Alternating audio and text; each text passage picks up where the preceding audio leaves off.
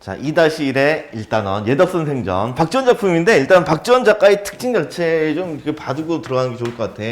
연암 박지원. 이게 소설, 그 한문 소설을 좀 많이 썼거든. 한문 소설을 많이 썼는데, 이 소설들이 거의 대부분이 비판의 내용이 좀 많아. 근데 그 비판하는 내용들이 거의 대부분 이렇게 좀 정성적이지 못한 이게 양반들. 즉, 양반을 풍자하고 비판하는 내용들이 많았어. 양반을 풍자하거나 비판, 이게 대놓고 이렇게 비판하는 경우들도 있는데, 이건 또 정반대로 이 양반이 아닌 이제 그 천한 사람들인데 올바른 삶의 태도를 갖고 있는 사람들을 제시해 주는 경우도 있어. 그래서 이제 저기 바른 하층민 얘기를 함으로써 또 반대로 양반들은 그렇지 못하다 하고 이렇게 간접적으로 비판하는 경우도 있어.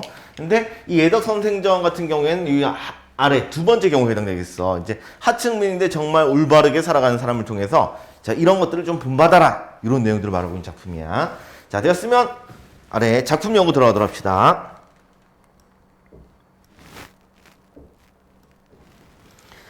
자, 예덕선생전은 분변을 모아 나르는 천한 일을 하고 있지만 있어요. 분변이라는데 변이잖아. 변이 뭔데?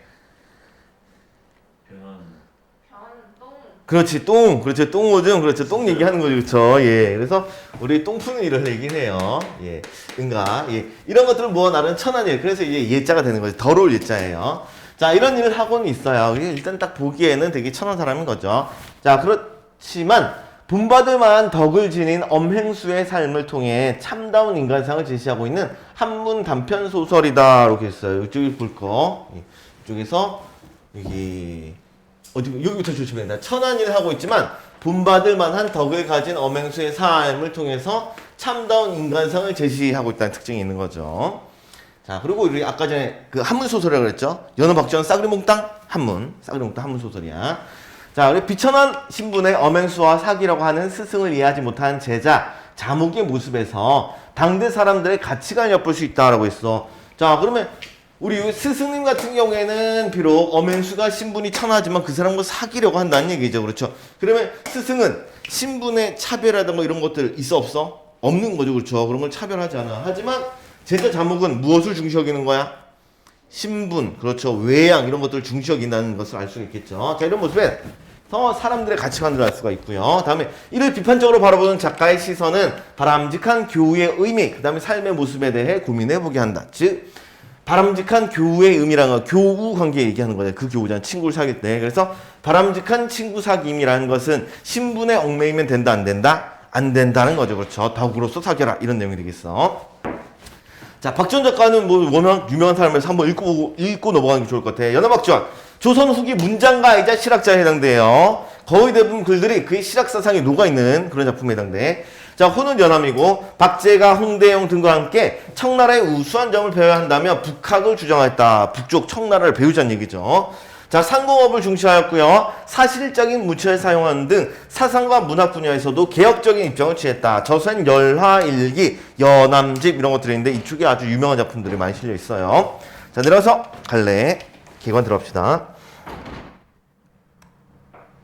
자, 갈래는 당연히 고전에 해당되겠죠. 그리고 이제 쓰여진 게 한문으로 쓰였다는 특징이 있고요. 그 다음에 짧다는 특징이 있어요. 뭐 중요한 건 우리 요거 한문으로 쓰였다는 것만 요거 좀 잊지 마시고요. 한글 아니고 한문이야. 자, 성격은 연어 박지원 작품들 다 공통적이야. 풍자적, 비판적, 교훈적, 설득적 이런 내용들. 풍자하고 비판을 해.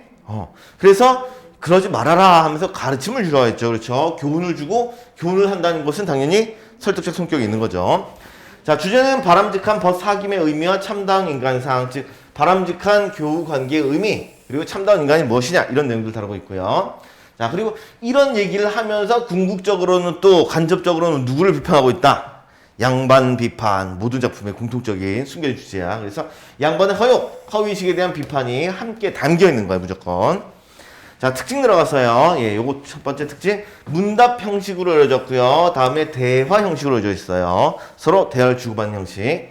자, 다음에 특정 인물에 대한 상반된 평가로 인해서 인물 간의 갈등이라는데, 당연히 여기서 우리 위의 내용 잠깐 봤을 때 누구와 누구의 갈등이 나타나겠어? 갑자기 양반이 이거 뭐, 잠깐만. 예덕 선생 제자. 오, 제자랑. 스승. 그렇죠. 제자랑 스승 간의 갈등이 나타나겠죠. 그렇죠. 가치관이 다르니까. 자, 씀 들어가셔서. 자, 전이라고 하는데 전의 의미도 좀 보고 넘어가도록 할게요. 예. 우리 예덕 선생 전이라고 했잖아. 즉, 전기문 형식을 취하고 있다는 얘기죠. 원래 우리 전통적인 전기문 같은 경우에는, 이게 뛰어난 인물과 평범한 인물 중에 주로 누구에 대한 얘기를 했겠어? 그렇죠. 그런 얘기 좀 많았겠죠. 그렇죠. 하지만 이게 조선 후기로 넘어가면 우리 일반인들이라던가 이런 내용들도 다루게 됐어요. 자, 그래서 읽어보시면 저는 본래 인물의 인간적 가치와 미덕을 특별한 예화를 통해 부각시키되 철저하게 사실에 근거하여 서술하는 서사 양식에 해당돼. 자, 이거 특징 좀 보세요. 자, 전이라는 것은 본래 인물의 인간적 가치와 미덕을 다음 주 중에 특별한 예화를 통해 부각시키되 철저하게 사실에 근거하여 서술한다는 이런 특징이 있는 거지. 자, 그럼 이 작품은 지금 갈래가 실제 이야기야? 아니면 소설이야? 소설이란 말이야. 그러면은 일단은 철저하게 사실에 근거한다는 건 공통점 차이점. 차이점이 되는 거죠. 전통적인 전과는 이런 점에서 차이가 나타나는 거야. 자, 그런 서사 양식으로 인물의 가계, 신분, 성명, 거주에 등에 서술한 인정 기술이 있어. 자, 우리 보세요. 자, 인물의 가계한데 가계도 할 때 그 가계거든. 가계가 뭔 뜻이야? 관계. 관계, 오케이. 집안 관계. 집안 얘기하는 거야. 자, 집안, 그 다음에 신분, 성명, 이름, 그 다음에 거주지에 관해서 서술하는, 그래서 그 부분을 첫 번째 인정기술이라고 얘기를 해요. 사람에 대한 내용들, 정보 이런 것들을 준다 해서 인정기술. 이게 첫 번째 구성이고. 자, 그런 후에는 인물의 행적에 대해서 객관적으로 서술하는 부분인데 이런 것들은 행적이라고 불러. 그 사람이 어떻게 살아왔는가에 대한 상세한 내용들이 나오겠지. 그러고 나면 이제 글의 가장 끝부분에서는 작가가 인물의 삶에 대해서 논평하는 부분이 있어. 그래서 이것을 문찬이라고 불러. 자, 다시 우리 전의 구성 3단계. 첫 번째는 인정기술, 가장 앞에 서술이 돼. 두 번째는 행적, 가운데 부분이 사용되고 가장 끝에는 논찬, 이런 식으로 되어 있어요. 자, 그런데 한번 끊어주고, 자, 그런다가 조선 후기로 들어오면 좀 변한다는 얘기예요. 조선 후기에 들어가면서 저는 급격한 변화를 보이기 시작한다. 전이 기본적으로 사실 재현에 충실한 양식이라는 점을 고려를 할 때 인물의 개성이 부각되고 허구적 상상력의 개입이 점차 증가하며 감각적, 풍자적 문체가 나타난다는 점은 충격적인 변화를 할 수 있다라고 했어요. 자, 그러면 이 작품도 마찬가지로 조선 후기와 관련됐단 말이에요. 실학사상이니까, 그렇죠? 그래서 이 작품의 특징 보면 여기부터 주실게요. 인물의 개성이 부각되고 허구적 상상력의 개입이 점차 증가하고 감각적, 풍자적 문체가 나타난다. 이게 바로 이 예덕성생전의 특징이 되는 거죠.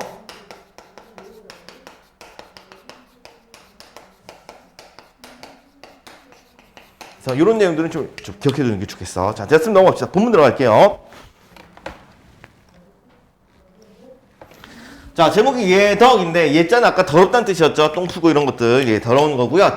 근데 그것으로서 덕을 삼았다는 얘기예요. 덕을 만들었다. 자, 되었으면 단락 들어갑시다. 선귤자에게 벗 한 분이 계시니 예덕 선생이라고 하는 분이다. 그래서 선귤자하고 등장인물이 나오는데 이 사람이 아까 전에 나타났던 스승에 해당이 되겠어. 이 사람은 아까 말했던 스승이야. 자, 그리고 벗 한 분이 계시니 예덕 선생이다. 아까 전에 그 똥 푸는 노인네 그분. 작품의 주인공에 해당이 되겠죠. 자, 그런데 종본탑 동쪽에서 사는데 마을 안에 똥거름을 쳐내는 것으로 생계를 삼고 있다. 즉 더러운 일을, 비천한 일을 직업으로 삼고 있어. 자, 온 마을에서 그를 모두 엄행수라고 부른다. 예, 등장인물. 즉 그래서 여기 나오는 예덕 선생이 곧 누구다? 엄행수이다. 이런 내용이 되는 거죠. 자, 그리고 행수는 막리를 하는 늙은이의 칭호요. 그 다음에 엄은 그의 성이다. 그래서 우리 행수의 의미 드러났나요? 행수의 뜻이 뭐래? 막리를 하는 늙은이. 이게 바로 행수라는 얘기죠. 자, 그리고 엄은 그의 성에 해당되겠어. 자, 그럼 우리 전기문의 우리 구성 방식 중에 앞부분에 뭐가 들어간다 그랬어? 그렇지, 인정기술. 다행이다, 기억하고 있어서. 자, 그래서 이 인물 소개라든가 이런 것들 드러나고 있죠. 그렇죠. 그래서 구성상 여기가 인정기술에 해당이 되겠어. 집안 얘기는 있나요? 그건 없어요. 그렇죠. 하지만 인물의 이름이 뭐고 그 사람에 대한 정보들을 쭉 주고 있죠. 자, 됐으면 행적 부분 넘어갑시다. 자, 자목이 선귤자에게 물었다. 근데 자목하고 나왔는데 여기 나오는 자목이 바로 옆에다 제자하고 적어놓읍시다. 자목은 제자야. 밑에 나와 있네. 제자. 선귤자 제자. 자, 이 사람 묻기를 자, 그 전에 선생님이 제게 말씀하시기는 벗은 동거 생활하지 않는 아내요. 한 탯줄에서 나오지 않는 형제라고 했습니다. 그만큼 아내나 즉 가족 부부나 다름없는 사이고 그 다음에 형제와 다름없는 사이는 그만큼 중요한 인물이라는 얘기죠. 자, 보시면 이렇게 소중한 것입니다. 이 세상에 한다 하는 양반님네 중에서 선생님의 지도를 받고자 하는 이가 수두룩합니다. 라는 얘기는 그만큼 선귤자가 주변에서 어떻게 평가받고 있다? 높게 평가를 받고 있다는 얘기죠. 그렇죠. 주변에서 다 그러고 있어. 선생님은 그런 분은 상대도 하지 않으셨습니다. 이렇게 선생님이 지도를 받고자 하는 이들이 있는데 그건 상대도 안 했어. 그런데 지금 엄행수로 말하면 마을 안에 천한 사람으로 망리를 한 하층의 처지요. 마주서기가 욕스러운 자리입니다. 함께 하기도 좀 그렇다는 얘기죠. 자, 그럼 우리 여기서부터 자, 그런데 지금부터 가로 열고요. 욕스러운 자리입니다까지 가로 닫고요. 자, 그러면 우리 엄행수를 지금 대하는 태도를 보면 대하는 태도를 보면은 긍정적, 부정적, 부정적으로 대하고 있죠. 부정적으로 대하고 있는데 그 이유는 무엇을 통해서? 그렇죠. 외모로 평가한다는 거죠. 그렇죠. 그래서 이렇게 요 밑에 자목이 태도하고 나오는데 옆에 다시 한번 정리합시다. 자, 자목이라는 인물은 사람을 무엇으로 판단한다? 외모로 판단한다는 걸 알 수가 있죠. 사람을 평가하는 기준이 바로 이거였던 거야. 자, 이어서 선생님이 그의 인격을 높여 스승이라고 일컬으면서 심지어 선생님의 선생님이 돼버리는 거죠. 자, 그래서 스승이라고 일컬으면서 장차 교분을 맺어서 벗이 되고자 하시니 저까지 부끄러워 견디지 못하겠습니다. 이제 선생님의 문화를 하직하려고 합니다. 근데 문화를 하직한다는 건 어떻게 하겠다? 그렇죠. 떠나겠다는 얘기죠. 작별 인사하고 안녕히 계세요 하고 가겠다는 얘기예요. 자, 그랬더니 선귤자는 스승님께서 웃으면서 말하였다. 하하하 이러면서 자, 거기 함께 벗에 대한 이야기를 내 자네에게 해주면서 친구에 대한 얘기, 친구란 무엇이냐, 교육관계는 무엇이냐에 대한 얘기를 하겠다는 거야. 속담에도 있거니와 의원이 제 병을 못 보고 무당이 제 굿을 못한다고 하네. 근데 의원이 제 병을 못 본다는 얘기는 자신의 못난 점이라든가 자신의 부족한 점 자기 스스로 알 수가 없다는 얘기죠. 그렇죠. 자신의 부족한 점은 자기 혼자 거칠 수 없다는 얘기야. 그래서 우리 여기 있는 속담이 있거니와 라고 하는데 이거 좀 가로 좀 묶어주시고요. 여기에 들어갈 속담도 한번 기억해 두셔야 되는 거고요. 이 속담의 의미도 기억을 해 두셔야겠죠. 왜 이런 말 하는 것까지. 자, 그래서 여기 이 구절의 의미는 자기 허물은 스스로 바로잡기 어렵다. 이런 의미가 되겠죠. 이 구절의 의미 알아두시고요. 자, 그리고 이 구절의 의미는 이런데 이 말하는 이유도 알아둬야겠지. 왜 갑자기 이 속담을 왜? 이거 알아야겠죠. 그렇죠? 그러면 이 중에서 자기 잘못을 모르는 인물 누구겠어? 그 자목이 되는 거예요. 제자란 말이에요. 그렇죠? 이 자목에게 가르침, 깨우침을 주기 위한 거겠죠. 그렇죠? 그래서 밑에 주십시다. 자목이 스스로 잘못 깨치지 못함으로 가르쳐 주겠다는 이 의미에서 이게 바로 이 속담의 의도가 되는 거죠. 중요한 부분이 우리 알아둘 게 한 3가지가 있어. 여기 들어갈 속담 알아둬야 되는 거고, 그 다음에 그것의 의미 알아둬야 되는 거고, 그걸 통해 말하고자 하는 바, 어떤 의도이냐까지 알아둬야겠죠. 그렇죠? 알아볼 게 많은 부분이네. 자, 됐으면 읽을게요. 자, 자기 생각으로는 이거야말로 내 장처라고 믿고 있는 점도, 장처라고 했는데 쉽게 얘기하면 장점이라는 뜻이에요. 단어의 뜻은 알아둬야지. 자, 이거야말로 내 장점이야 라고 믿고 있는 점도 남들이 몰라준다면 어떤 사람이나 속이 답답해서 자기 결함을 지적해 달라는 편으로 말을 꺼내겠다. 즉, 나 칭찬 좀 해봐. 이 말을 쉽게 할 수 있어 없어? 없단 말이야. 그러면 이렇게 얘기한다는 거야. 내 부족한 점 좀 얘기해봐. 그럼 사람들 하는 말, 너 부족한 게 뭐가 있어? 너 이런 다 뛰어나. 이런 식으로 들려서 말을 하게 된다는 얘기죠. 자, 그래서 장점을 몰라주면 오히려 자기 결함을 지적해 달라는 편으로 말을 꺼내게 되네. 그런 때 칭찬만 하면 아첨에 가까워서 멋대가리가 없는 거지. 너 이런 뛰어나. 이러면 좀 이게 좀 멋이 없고. 다음에 타박만 하면 진짜 결점 말해달라는데 진짜 결점을 말하는 거야. 그러면 흉보는 것으로 떨어져서 본 의와 달라지게 되네. 날 좀 알아주길 바라는데 내 그 의도와는 달라지게 되는 거지. 자, 그러니까 그의 장점이 아닌 점을 들추어서 얼음얼음 당치도 않은 딴전을 한단 말일세. 즉 칭찬하면 멋대가리가 없어. 타박하면 흉보는 것 같아. 그래서 얼음얼음 다른 소리만 한다는 얘기야. 자, 그렇게 적절한 내용이 아닌 만큼 설사 책망이 좀 과하더라도, 좀 이렇게 질책한 내용, 책망이 좀 과하더라도 저편에서 고를 내지는 않을 것일세. 즉 이렇게 얼음얼음 딴점만 피울 때 그게 좀 지나치더라도 사람들이 화는 안 내겠죠. 대놓고 이렇게 비판한 건 아니니까. 자, 고를 내지는 않을 것일세. 그것은 좀 넣어봅시다.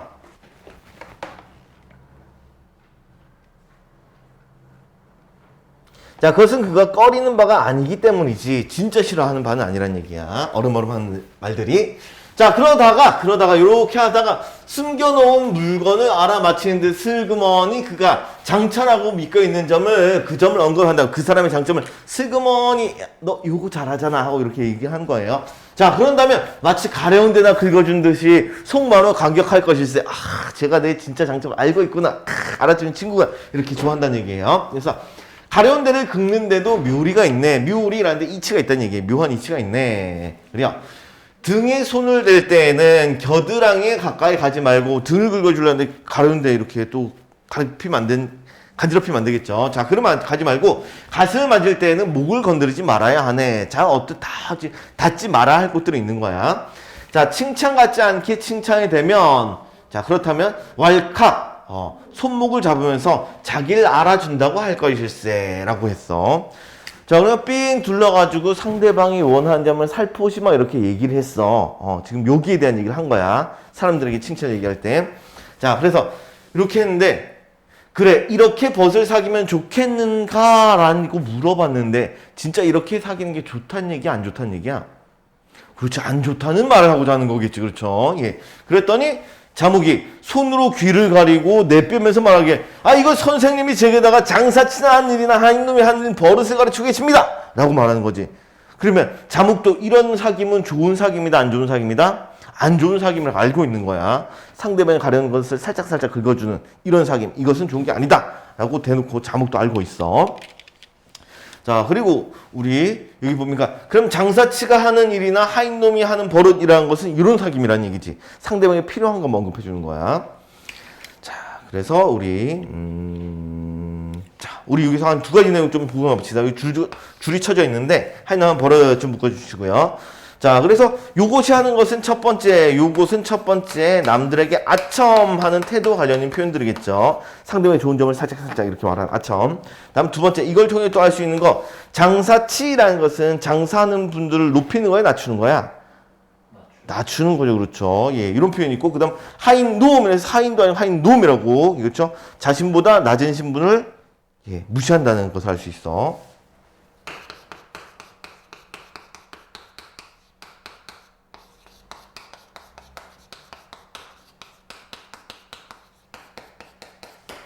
자, 이런 것들을 가르치고 있구나. 아첨하는 걸 가르치고 있구나. 라고 얘기했어요. 자, 그랬더니 선길자가 말하기를, 자, 그렇다면, 자네가 부끄럽게 여기는 것도, 좀 전처럼 부끄럽게 여기는 것도, 과연 저기 있지 않고 여기 있는 것일세. 라고 했어.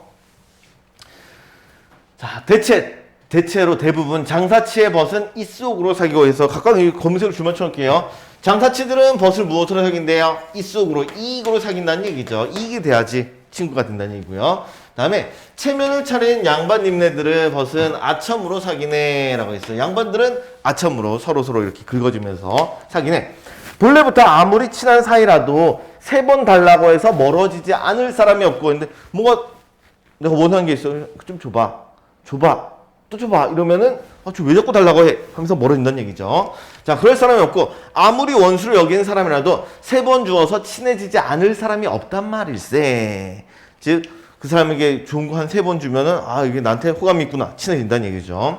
자, 전부 다 뭔가 도움이 되는 걸 주니까 결국은 다 사귀게 된다는 얘기예요. 이익으로 맺어진다는 얘기죠. 자, 그렇기 때문에 이 속으로 사귀어서는 지속되기 어렵고 이익만으로, 그리고 아첨으로 사귀면 오래가지 못하는 법일세. 위에처럼 하면 안 된다라고 얘기를 하고 있는 거죠.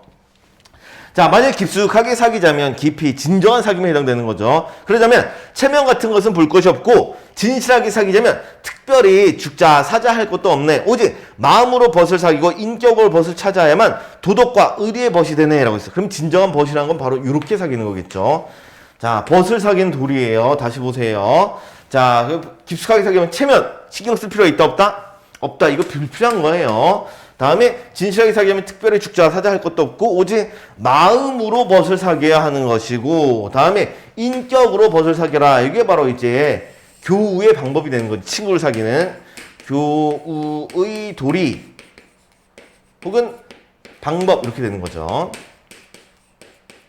자, 그럼 마음과 인격으로 사귀는 것과 반대말에 해당되는 게 바로 뭐가 되는 거야? 마음과 인격으로 사귀지 않고 정반대에 해당되는 게? 그렇죠. 이속과 아첨이 되는 거죠. 그렇죠. 그래서 이 두 내용과 이런 내용들이 서로 대조가 되는 거죠. 위에 이속은 장사치, 아첨은 체면을 차리는 양반님들이 하는 것이고, 다음에 이렇게 사귀는 진실한 사귀입니다.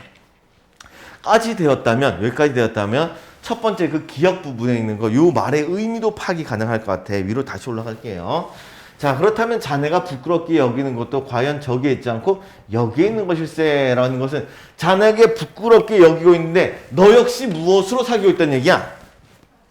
그렇지, 아첨으로 사귀고 있다는 얘기지.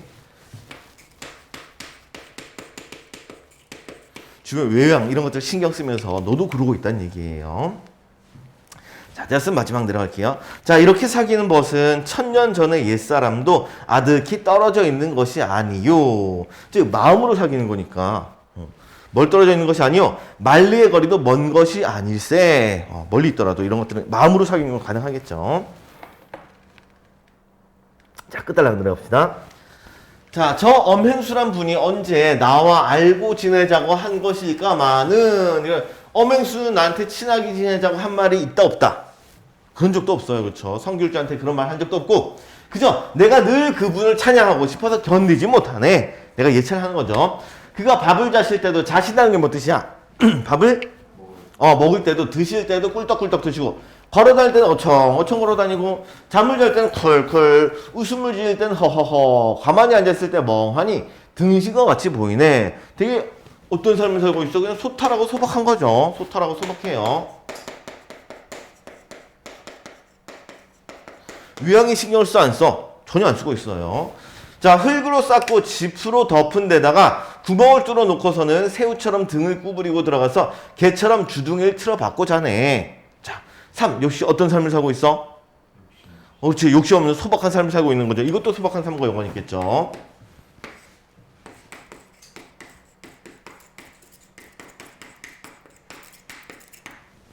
자, 다시 아침나절에는 즐거이 일어나서 발채를 짊어지고, 발채라고 하는데 똥 푸는 도구? 그거. 자, 그걸 짊어지고 똥걸음을 치는 마을 안으로 들어오네. 아침만 되면 또 다시 이러고 있다는 얘기죠. 삶에 되게 살아가는 게 성실한 거죠. 그렇죠? 성실한 삶을 살고 있어.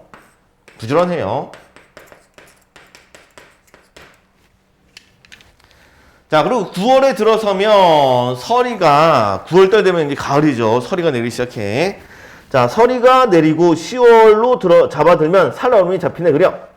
자, 그거 뒷간에서 사람똥, 말똥, 그 다음 외양간에서 소똥, 지방 구성하고 새끼 닭똥, 개똥, 거위똥, 돼지에서는 돼지똥, 비둘기똥, 토끼똥, 참새똥, 따위, 똥이란 똥을 귀한 보물처럼 모조리 걸태질해가도 이제 긁어 모은다는 뜻이에요. 그래서 걸태질의 의미 좀 알아둡시다. 자, 마구 긁어 모아가도 누가 염치 뻔뻔하다고 말할 사람은 없단 말일세. 자기가 할 일을 부지런히 해요. 비록 더러운 거지만 다 긁어 모았어. 근데 주변에서 비판 안 하지. 자, 혼자 이익을 남겨 먹어도 누가 의리를 모른다고 말할 사람이 없고, 많이 긁어 모아도 누가 양보성이 없다 말할 사람이 없네. 손바닥에 침을 탁 뱉어 삽을 들고는 허리를 구부리고 꺼불꺼불 일하는 것이 마치 날짐승이 무엇을 쪼아 먹고 있는 것과 흡사하거든 했어요. 자, 그래서 자신의 일을 최선을 다한다는 얘기죠. 자, 최선을 다하는 그런 모습이 나타나는데, 뭐 한자성어 하나 써 있으니까 외우긴 해야 될 것 같아. 여기 보면 무실역행이라는 표현이 있어요. 무실역행이라고 하는데 옆에 뜻도 나와 있죠. 참되고 쉴 수 있도록 힘껏 행함 이렇게 나와 있어요. 자신의 힘에 최선을 다한다 이런 의미가 되겠죠. 자, 어쨌든 뭐 삽들고 허리 구부리고 꺼불꺼불 일하고 있다는데 아마 농산일 하고 있겠죠. 그렇죠? 그냥 농산일 자신이 하는 일을 또 열심히 해. 자, 그는 화려한 차림새도 화려하지 않고 풍악을 잡히며 노는 것도 바라지 않지. 뭐 노는 거 필요 없어. 외양 중요하게 여기지 않아.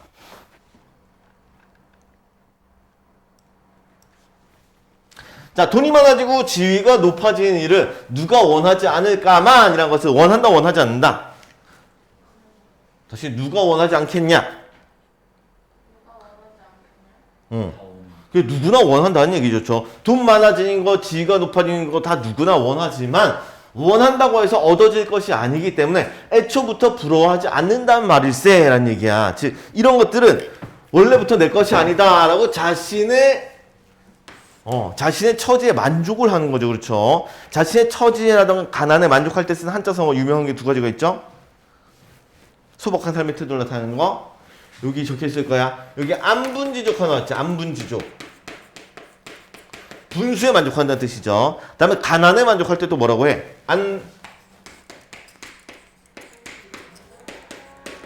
안빈낙도 가난에 만족한다. 그래서 자신의 분수와 가난에 만족하는 삶의 태도를 나타내는 한자성어들. 안분지족, 안빈낙도. 요건 좀 기억해도 좋지. 자주 나온 한자성어니까.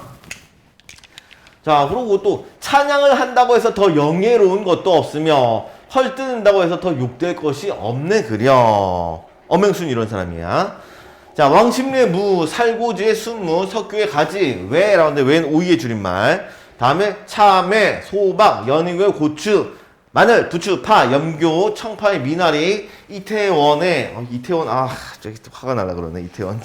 자, 이태원의 토란 따위를 아무리 상상 등의 밭에 심다 하더라도 높은 등급의 이런 땅에 심다 하더라도 엄씨의 똥거름을 가져다가 걸찍하게 가꿔야만 1년에 6천냥 돈을 벌어들이게 되네. 즉 아무리 이런 것들이 있어도 땅도 좋아도 무엇이 무조건 필요하다?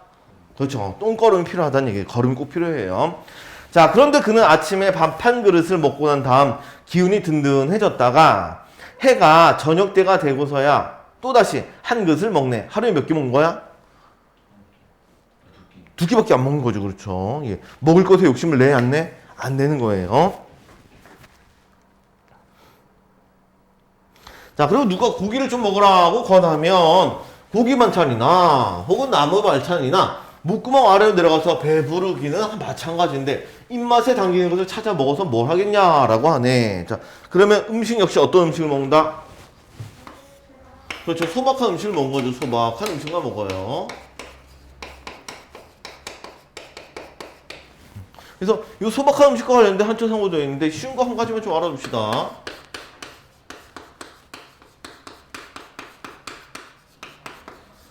박주산채라는 한자성어가 있는데 뭐 막걸리와 산나물 이런 뜻으로 아주 소박한 음식을 뜻한 대표적인 한자성어야.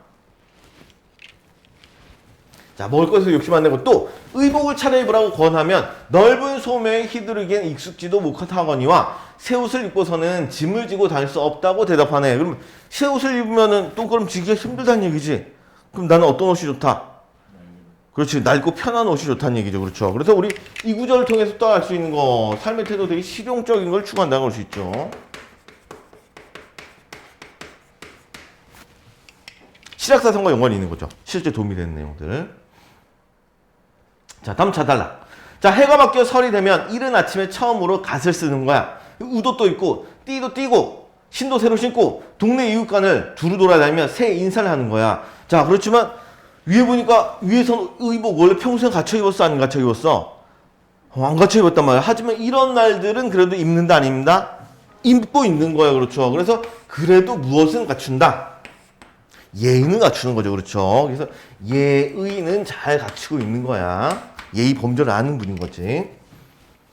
자, 그리고 돌아와선 헌옷을 도로 꺼내 입고 발치를 지고 또다시 마을로 돌아가게 돼. 또다시 일하러 가고 있는 거죠.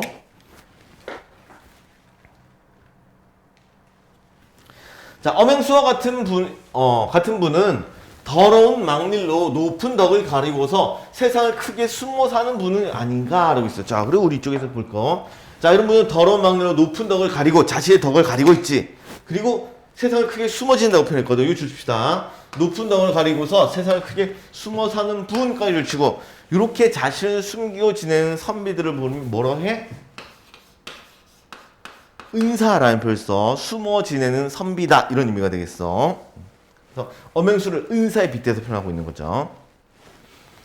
자, 마지막 차단을 또 넘어서 자, 옛 글에 이르기를 부자와 귀인의 처지에서는 부자와 귀인으로 지내고 이런 처지에서는 이렇게 지내게 되고 또 가난하고 미천한 처지에서는 가난하고 미천한 대로 지낸다고 했네. 즉 자신의 처지대로 살아간다는 얘기죠. 자, 대체로 처지란 것은 이미 정해져 버린 것이야. 여기부터 처지란부터 주십시오. 처지란 것은 이미 정해져 버린 것이야까지 줄치시고요. 자, 모든 것은 정해져 있다는 얘기죠. 모든 것은 운명에 따라 달라져. 정해져 있어. 이런 세계가 뭐라고 해?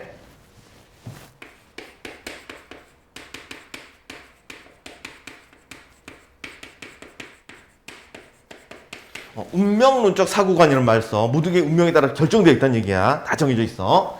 자, 또 시경에 이르기를 시경을 인용을 하고 있나요? 맞나요?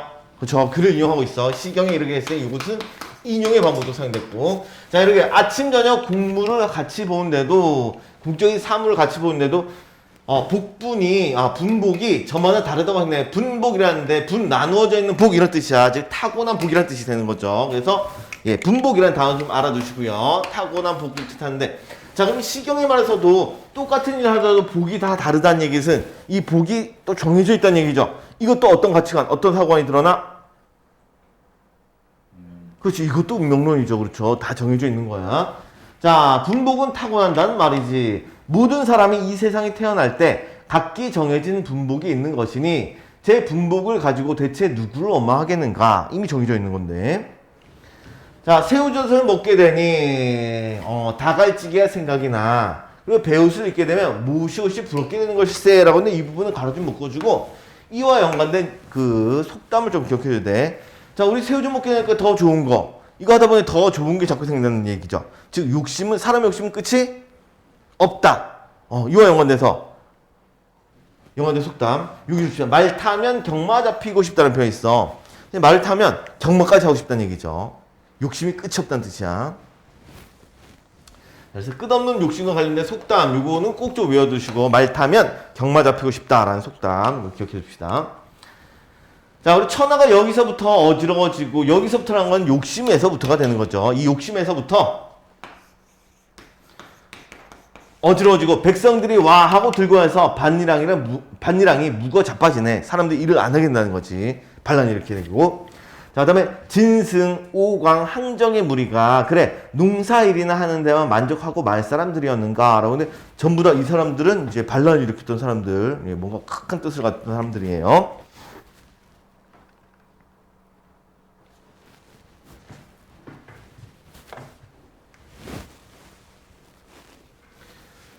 자, 그래서 다음 또 넘어서 자, 주역에서 짐질 것도 있고 탈 것도 있어서 도적을 불러일으킨다 한 것이 바로 이것을 두고 이런 말일세요. 그래서 또 이 구절도 주역의 말을 뭐 하고 있어? 주역의 내용을 인용을 하고 있죠. 이쪽도 내용 전개 방식 인용이고. 자, 이걸 다시 보면 짐질 것도 있고 탈 것도 있다라고 했는데 이런 것들은 전부 다 어떤 물건, 재화에 해당되겠죠. 뭔가 있으니까 도적을 불러일으킨다는 얘기예요. 아무것도 없으면 욕심이 생겨 안 생겨? 안 생겨요. 그렇죠. 뭔가 있으니까 욕심이 생기는 거예요. 자, 그렇기 때문에 굉장한 벼슬 자리에는 깨끗이 못한 구석이 있으며 제 힘으로 번 것이 아니고는 재산가의 칭호도 더러운 것일세. 즉 남의 것을 탐하고 더럽게 이렇게 뭔가 일어나는 거야. 자, 본디 사람의 숨이 떨어지면 죽게 되면 입안에 구슬을 넣어주는 것도 깨끗이 가란 뜻일세. 그래요. 욕심 없이 가라. 자, 저 어맹수가 똥을 지고 걸음을 메어다가 그걸 업으로 사는 것이 지극히 깨끗이 못하다고 보겠지만 겉모습은 이렇지만 생활은 지극히 향기롭고 몸을 굴리는 것이 지극히 더럽다고 보겠지만 의리를 지키는 점은 지극히 높은 것일세 라고 했어. 자, 일단 우리 이쪽에서 보실 거. 자, 이렇게 사는 것이 여기 똥을 지고 걸음을 메어다가 그걸 업으로 사는 것 이런 것들은 깨끗이 못하다고 본다는 얘기죠. 하지만 그럼에도 불구하고 생활은 향기로운 거죠. 그렇죠. 내면은 이렇게 향기로워요. 다음에 또 몸을 굴리는 것은 지극히 더럽다고 보겠지만 그럼에도 불구하고 의를 지키는 점은 지극히 높다라고 표현하고 있어. 겉과 그 내면은 서로 다르다는 얘기죠. 자, 그 뜻을 미루어 생각건대 비록 굉장한 벼슬자리도 그를 움직이지는 못할 것일세. 그는 벼슬의 욕심이 없다. 이렇게 되는 거죠. 욕심이 없는 사람이에요.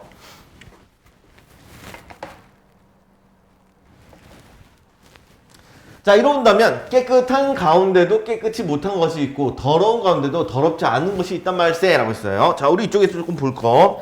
자, 이쪽에 보면 깨끗한 가운데도 깨끗이 못한 것이 있다고 했어요. 이 깨끗한 가운데라는 표현은 우리 내면을 뜻하는 거야? 외면을 뜻하는 거야? 그렇죠. 외면으로 봤을 때 이렇게 외면으로 봤을 때는 깨끗하지만 이렇게 내면에는 더러운 경우도 있다는 얘기죠. 누구의 삶이 이렇다는 얘기겠어? 그렇죠. 자목을 비롯한 양반들의 삶이 이렇다는 얘기겠죠. 그렇죠. 그래서 이런 것들은 양반과 관련된 표현이라면 다음에 더러운 가운데에도 더럽지 않은 것이 있단 말일세 라고 했어요. 마찬가지로 여기 더러운 것은 외면으로 봤을 땐 더럽다는 얘기겠죠. 하지만 더럽지 않은 덕이 있다는 얘기죠. 누구의 삶이 이렇다는 얘기겠어? 그렇죠. 예덕 선생 엄영수 얘기하는 거죠. 자, 내가 먹고 입는 데서 견디기 어려운 처지에 다다르면 항상 나만도 못한 처지의 사람을 생각하게 되는데, 여기서 다 보세요. 자, 내가 견디기 어려운 처지예요. 힘든 상황이죠. 그럼 나보다 더 어려운 사람을 생각한대요. 더 힘든 사람. 그럼 나만도 못한 처지의 사람. 이 글에서 누가 있겠어? 처지가 안 좋은 사람은? 그렇죠. 예덕 선생, 그렇죠. 엄행수가 되는 거죠. 그렇죠. 자, 그런데 엄행수에 이르러서는 견디기 어려운 처지란 것이 없네.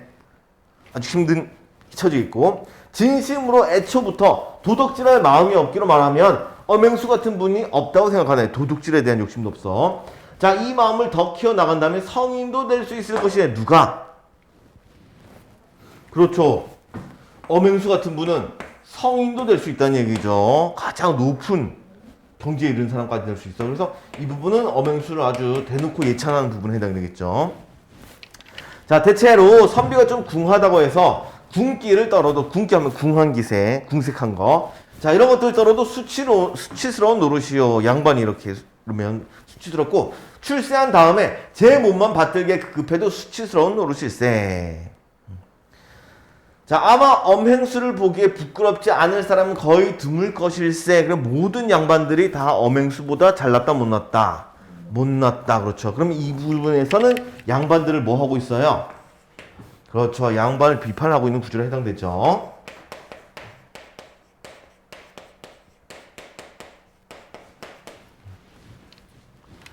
자, 이것과 연관지어서 엄행수 내용을 좀 볼게요. 자, 엄행수 궁해 안 궁해? 엄청 궁하죠. 하지만 궁길 떨어 안 떨어? 안 떤단 말이에요. 그렇죠? 하지만 선비들은 이러고 있어요. 수치스럽겠죠. 또 출세한 다음에 제 몸만 돌보고 있는 거죠. 양반들은. 그래서 엄행수를 보기에 부끄럽지 않은 사람은 없을 것이다.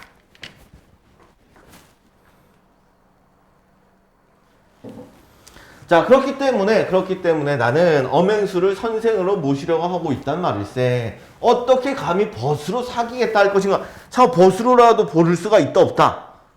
없다. 벗이 아니라 엄행수는 나에게 있어는 무엇이다? 그렇죠. 선생님, 스승이란 얘기죠. 자, 그렇기 때문에 나는 엄행수를 감히 이름으로 부르지 못하고 예독 선생을 일컫는 것일세 라고 했어요. 자, 그리고 우리 마지막 구절 이렇게 표현하는데 여기 밑에 나와 있는 요거, 자, 엄행수를 예찬하는 선귤자의 모습이 나타나죠. 엄행수를 예찬하고 있어요. 자, 그런데 이걸 통해 작가의 의도는 무엇인가를 알아야 될 거 아니야. 그렇죠. 이런 사람들은 무엇과 같아? 선생님이다. 이런 얘기죠. 이런 사람들을 뭐 해야 된다? 그렇죠. 본받아야 한다. 이게 바로 작품의 주제의식이겠죠. 그렇죠? 그래서 여기 줄쳐봅시다. 엄행수와 같은 삶을 살아간다는 작가의식 작품의 주제의식이 담겨 있어요.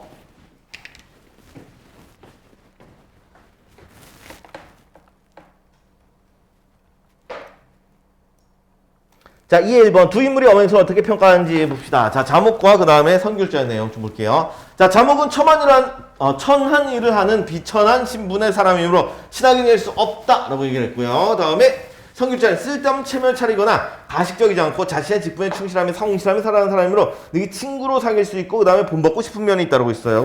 뭐 그냥 읽고 넘어가면 될 것 같아요. 예, 일단은 비천한 신분의 사람이므로 친하게 지낼 수 없다라는 내용, 이런 내용이고요. 그 다음에 체면치나 가시적이지 않고 다음 붙여줄게요. 직분에 충실하고 성실히 살아가는 사람이므로 친구로 사귈 수 있고, 그 다음에 본받고 싶은 선생님과 같은 분이다. 이렇게. 어때? 태도, 가치관 같아요, 달라요? 다르죠, 그렇죠. 그래서 가치관이 서로 대조가 되고 있다는 특징이 있죠. 자, 그리고 자목이 인물을 평가하는 기준은 뭐였어요? 그렇죠. 외양, 외모를 통해서 판단했고, 성길자는? 그렇죠. 내적인, 그렇죠. 그래서 우리 성길자는 내면을 중심으로 사람을 판단한다면, 자목은 외면을 중심으로 사람을 판단하는구나. 이런 것도 알 수가 있겠죠. 자, 넘깁시다.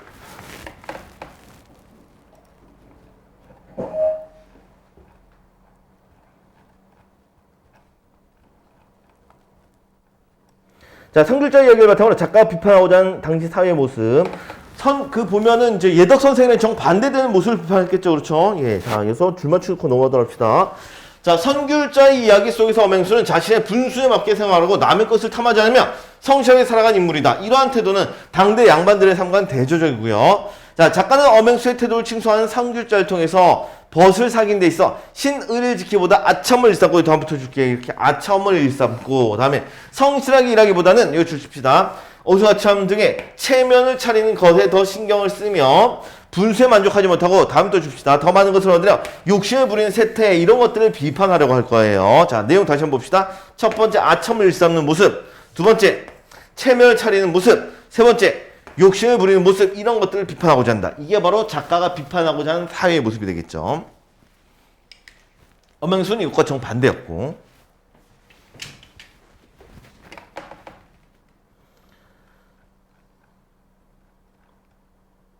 여기까지인 것 같은데, 자, 옆에 내용은 우리 좀 읽고, 예, 혹시 문제와 연관돼서 조금 변형돼서 나올 수도 있으니까 이거 한번 읽어보도록 합시다.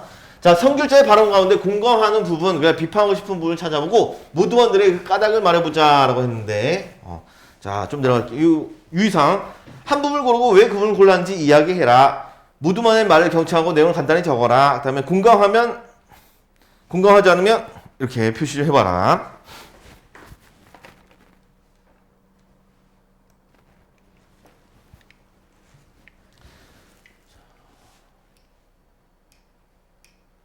자, 발언 내용. 사람은 각기 정해진 분복이 있다라는데, 현대에는 본인의 능력 여하에 따라 더 많은 것을 얻을 수 있다. 이런 말을 할 수가 있어요, 없어요? 없다고? 왜 없는 거야? 그런 말 할 수는 있는 거죠, 그렇죠? 예. 그렇게 비판적으로 읽을 수는 있다는 얘기예요. 물론 여기에 찬성할 수도 있고 반대할 수도 있지만, 이런 말들을 언급할 수는 있다. 이런 것들 한번 봐두라는 얘기예요. 비판적으로 읽어보기 해서. 오케이? 지금 이 문제를 보는 의도 이해돼요? 윗글에 대한 비판으로 적절치 않은 것은, 혹은 뭐 적절한 것은, 이런 내용들. 예. 분복이 있다라고 했을 때, 뭐 능력에 따라서, 혹은 노력에 따라서 더 많은 거 얻을 수도 있다. 이런 말 할 수는 있는 거죠. 있는 거예요. 다음에 서우, 친한 사이라도 3번 달라고 해서 멀어지지 않을 사람이 없다라고 했는데, 다음에 요국과 관련해서는 자기 이익만 챙기는 사람과는 관계를 오래 지속하기 어렵다. 이런 표현도 가능할 것 같고요. 이것은 요게 이제 찬성하는 입장이 되겠지. 다음에 재영이 아첨으로 사귀면 오래가지 못하는 법이다라고 했는데, 듣기 좋은 말만 하는 사람은 믿기 어려워서 쉽게 마음을 터놓을 수 없다라고 했어요. 이것도 찬성하는 입장에서 이렇게 이런 말 할 수가 있고요. 남친이, 자, 배부르기는 마찬가지인데 입맛이 당기는 것을 찾아 먹어선 뭐하냐라고 했는데, 우리가 음식을 먹는 건 단지 배를 불리기 위해서만 아니다. 자신이 좋아하고 맛있는 음식을 먹는 것은 행복 요소 중에 하나이다. 이처럼 소소하지만 확실한 행복을 누리는 것은 인생에 매우 중요하다라고 해서 여기에 대해서 또 반대하는 입장, 이런 것들도 가질 수가 있는 거죠. 시험 문제 내면은 뭐 이렇게 해가지고 여기 칸에 체크가 여기 칸에 돼 있어야 되는데 여기 칸에 체크가 된다거나 이런 식으로 문제를 낼 수가 있겠죠, 그렇죠. 네, 그래서 찬성하는 입장이냐 반대하는 입장이냐 어떤 의견이냐 그것만 좀 봐주면 될 것 같아요.